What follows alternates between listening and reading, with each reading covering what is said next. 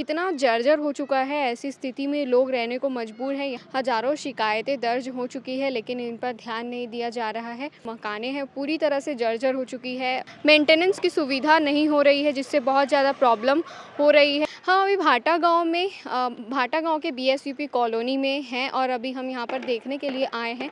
यहाँ की मतलब कि यहाँ की व्यवस्था कैसी है, लेकिन अभी यहाँ पे हमें पूरी तरह से व्यवस्था चरमराई हुई नज़र आ रही है। मकान जो है पूरी तरह से जर्जर हैं और यहाँ पर जो सड़कें हैं, खुली सड़कों पर कचरा बिखरा हुआ है और यहाँ पर अभी कोई ख़ास नज़र नहीं आ रहा है। राजधानी में करीब 10 साल में बीएसयूपी की कॉलोनियों में 50,000 से ज़्यादा लोगों को शिफ्ट किया जा चुका है। इन लोगों को झुग्गी झोपड़ी बस्तियों से हटाकर बीएसयूपी कॉलोनी में शिफ्ट किया जा चुका है। लेकिन आज इतने साल बीत चुके हैं और जो कॉलोनी में कोई मरम्मत, जो बिल्डिंग आप मेरे पीछे देख सकते हैं वहाँ कितना जर्जर हो चुका है। ऐसी स्थिति में लोग रहने को मजबूर हैं। यहाँ पर किसी प्रकार की मेंटेनेंस की सुविधा नहीं है। साथ ही यहाँ पर की जो सड़कें हैं, आप देख सकते हैं कि यहाँ पर की सड़कें पूरी तरह से कितनी ख़राब है। कचरे बिखरे हुए हैं ऐसी सड़कों पे लोग ना तो गाड़ियों से आना जाना कर सकते हैं और ना ही पैदल। इतनी गंदगी को देखते हुए यहाँ पर हज़ारों शिकायतें दर्ज हो चुकी है लेकिन इन पर ध्यान नहीं दिया जा रहा है।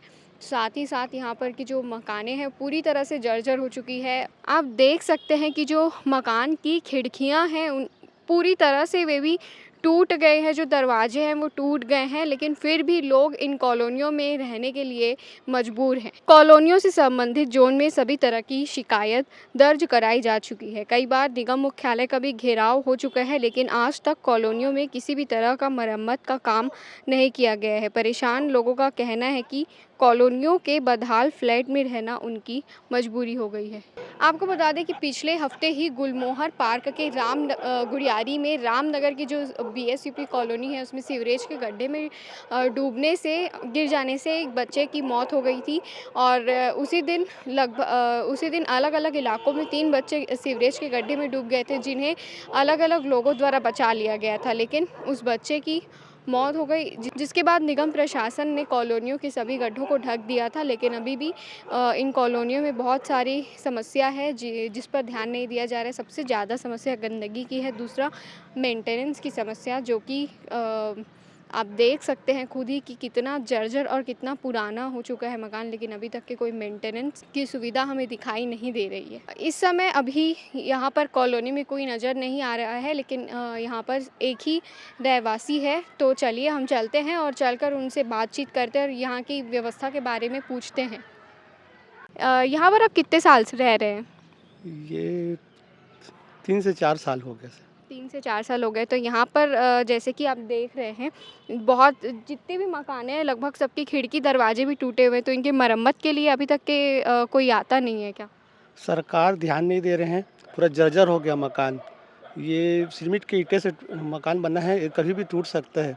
वो 2-3 हज़ार परिवार रहते हैं। तो जैसे बरसात का मौसम है तो ऐसे में कभी ऐसा हुआ है, कोई घटना हुई है जिससे कोई जर्जर मकान है वो ऐसे? जर्जर तो बहुत सारी है मैडम, आप देख रहे हो मरम्मत में पेंट नहीं हुआ है और काफ़ी दीवारें टूट रही है यहाँ। तो देखो आप देख लो, उज्ज्वल आप बना के देख सकते हो। और यहाँ पर की जो सड़कें हैं पूरी तरह से ख़राब है, कचरे बिखरे हुए हैं, तो इसके लिए आप लोगों को दिक्कत नहीं होती? बहुत सारी दिक्कत है मैडम, बीमारी होती है, बहुत सारी दिक्कत है। आपने कभी शिकायत नहीं किया इन सब समस्या के लिए? पार्षद को बोलते हैं मैडम, हाँ। वो करवाते हैं, आते हैं, कभी कल आते हैं, फिर भी देखो ना पूरा भरा हुआ है कचरा।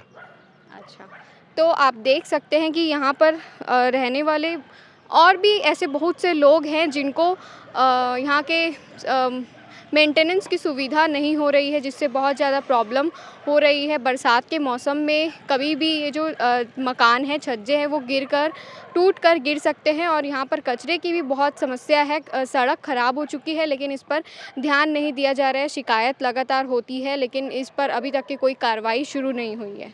तो आप खुद ही देख सकते हैं कि यहाँ पर की सड़कों और यहाँ पर की जो मकान है उनका हाल कैसा है। पूरे खबर के बारे में आपकी क्या राय है हमें कमेंट में बताइए और बाकी की खबरों के लिए बने रहिए ठिया छत्तीसगढ़ के साथ।